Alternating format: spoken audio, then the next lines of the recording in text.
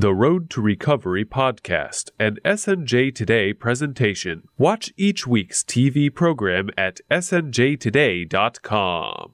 After nearly 8 years of drug addiction, Michael DeLeon spent 12 years in prison and halfway houses for a gang-related homicide. Since his time in prison, he's dedicated his life to making the world a better place. He is the founder of Steered Straight, which guides young people away from the dangers of drugs and criminal activity. As a motivational speaker, he has spent thousands of hours talking to millions of young adults, and he has worked tirelessly to help people suffering find the road to recovery.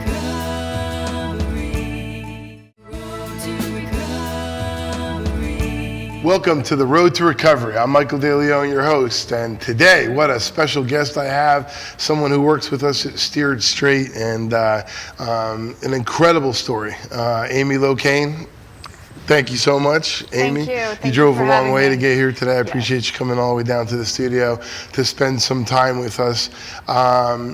Just your story is very compelling, and I think it's extremely important, especially with what you're doing right now in your life, to make a difference using your tale as a cautionary tale to others, so for those, who don't know you, let's introduce you and your background, your story.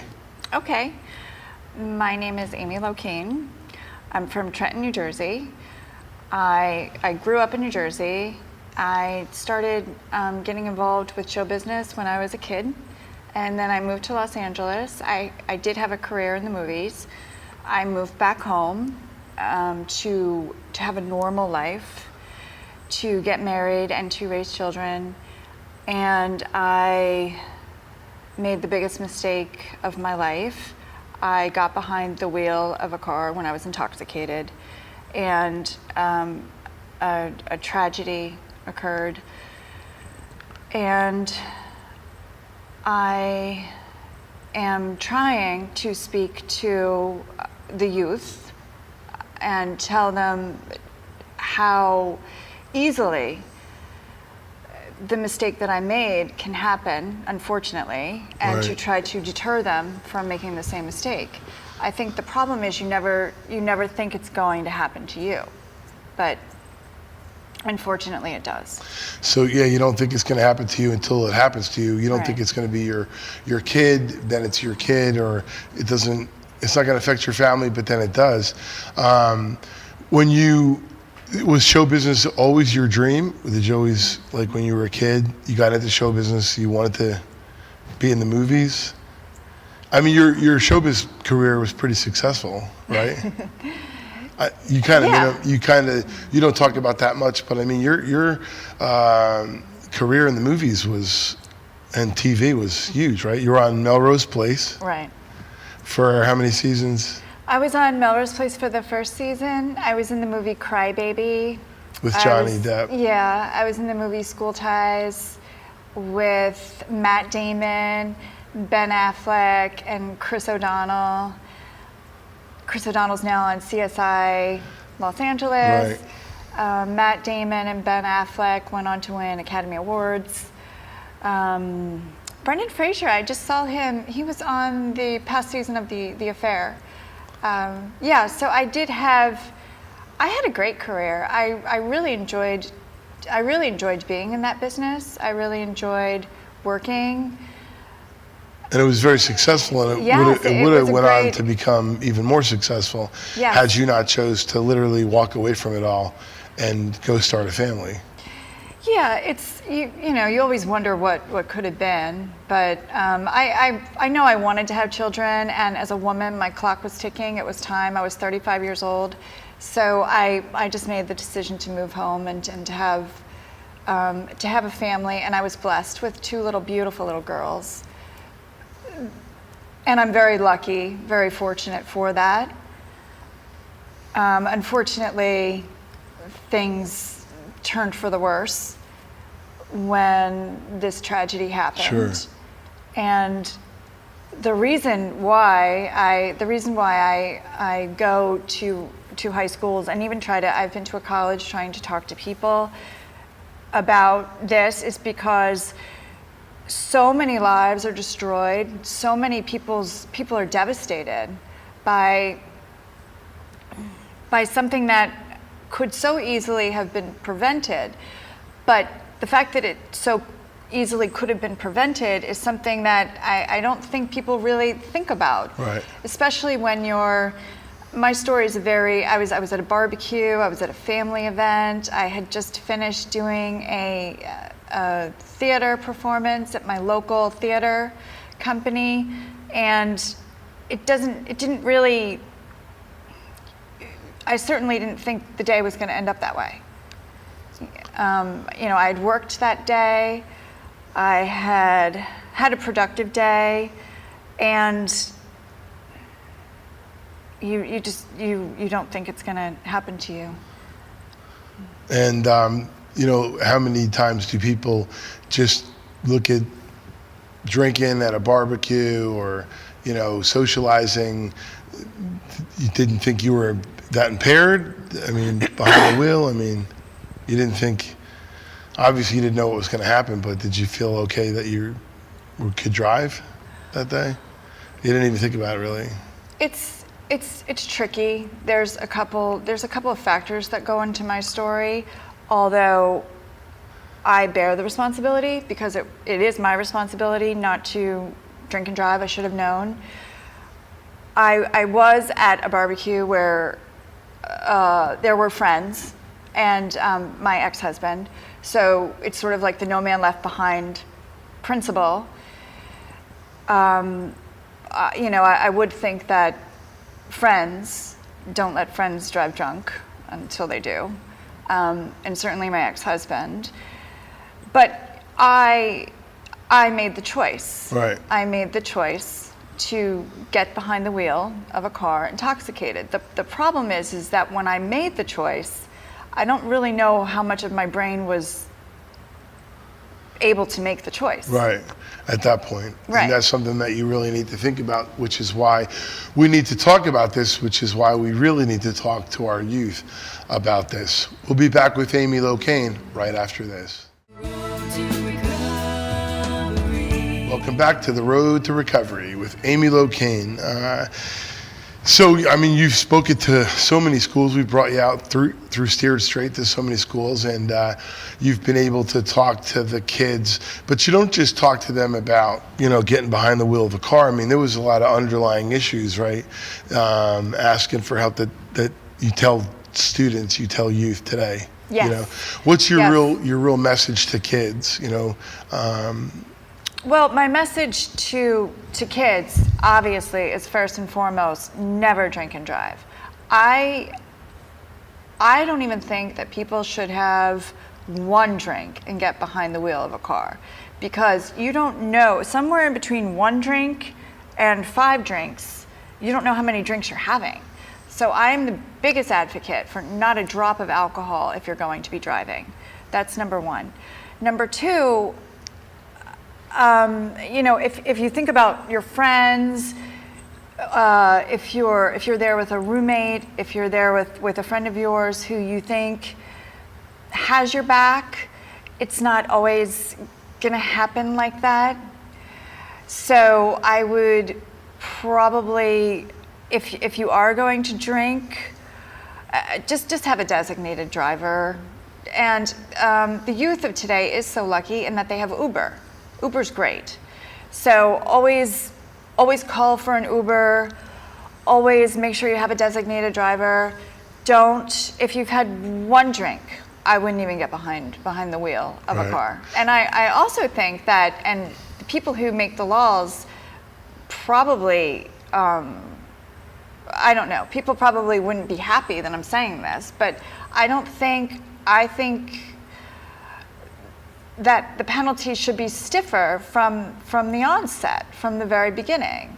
If you have a DUI, it's a ticket in the state of New Jersey.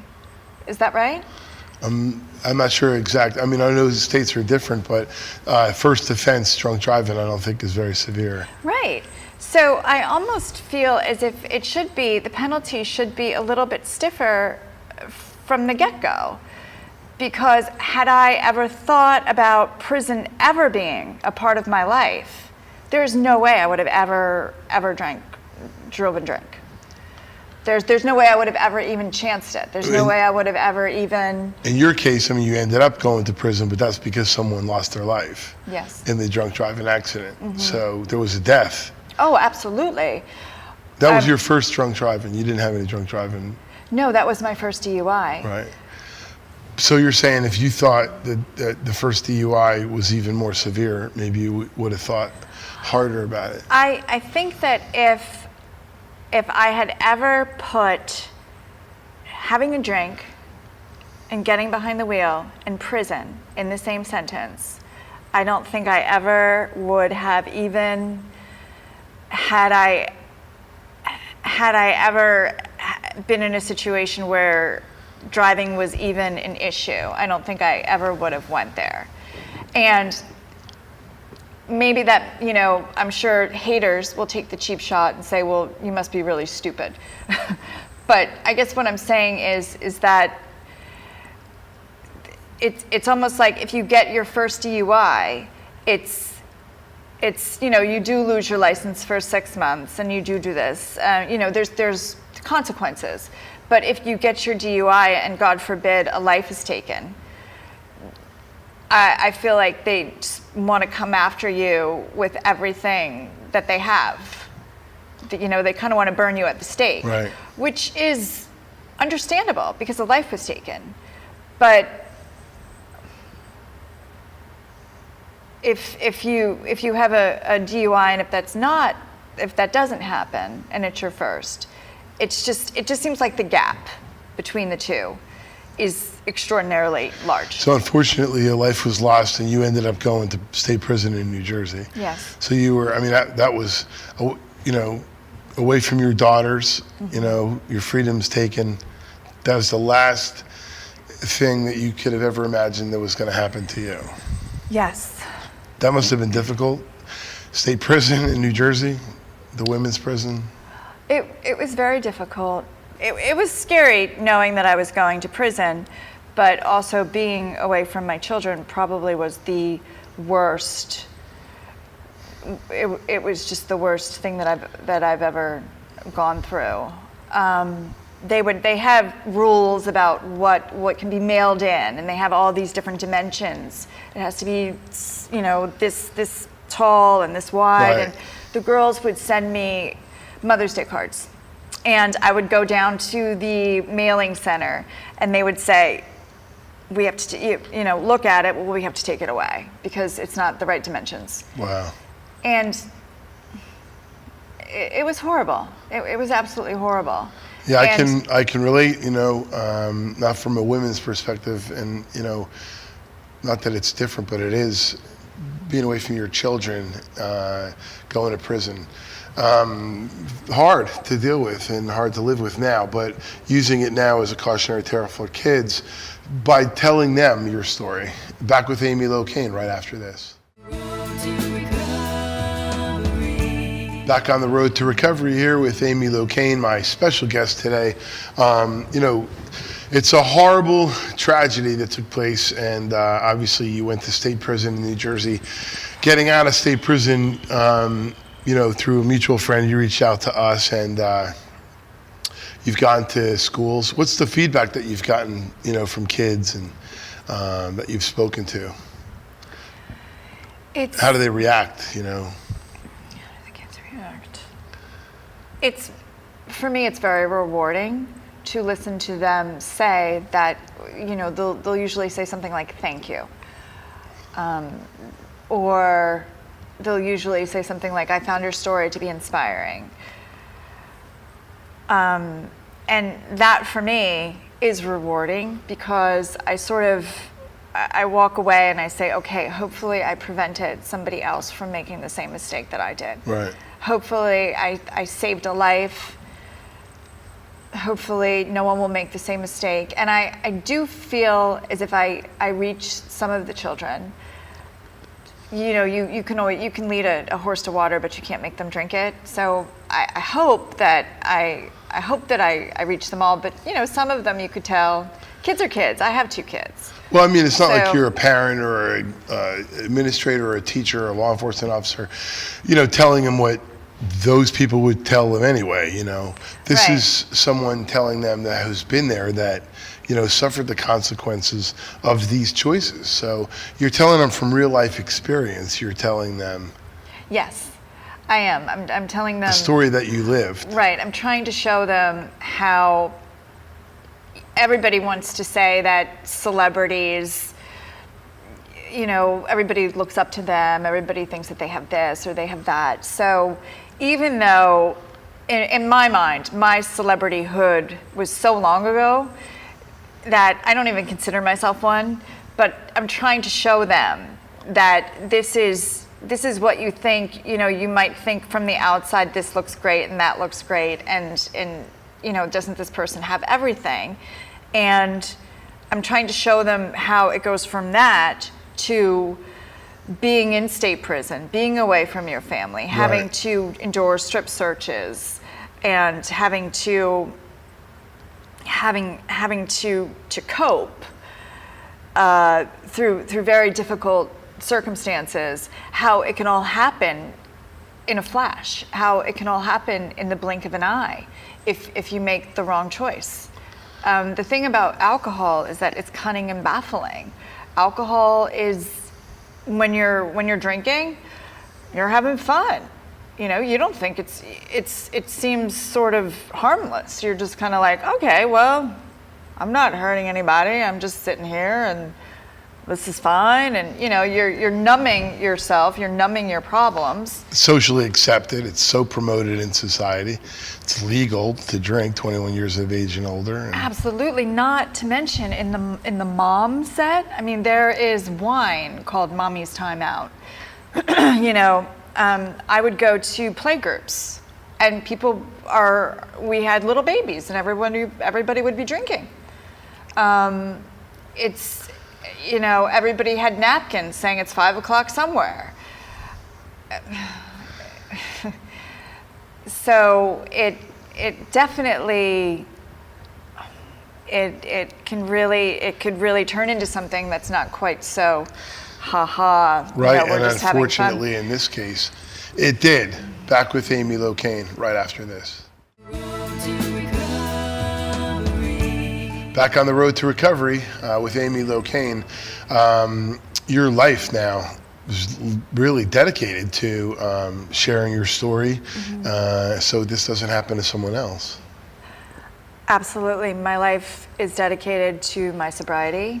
I've managed to be sober it'll be 8 years now in June, and to using whatever, I don't really consider myself a celebrity, but whatever celebrity I might have had, using that to show the youth that it could go from, you could be living one way and then another way in the blink of an eye, right, all from making the wrong choice.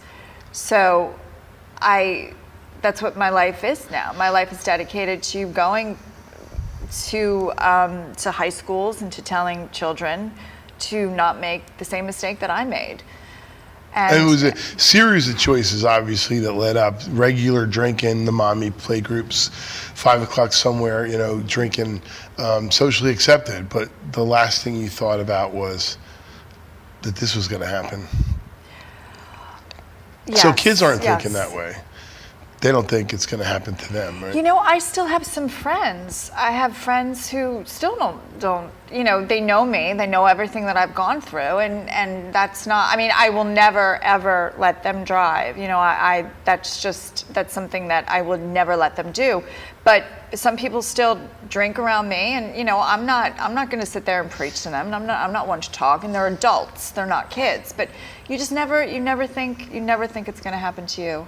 And it's so sad because it can. And all of a sudden, all these lives are destroyed. And, this is something that I have to live with for the rest of my life. So going and speaking to the youth does make me feel better. But at the end of the day, a life is still taken. And it's a horrible, it's a terrible thing to live with.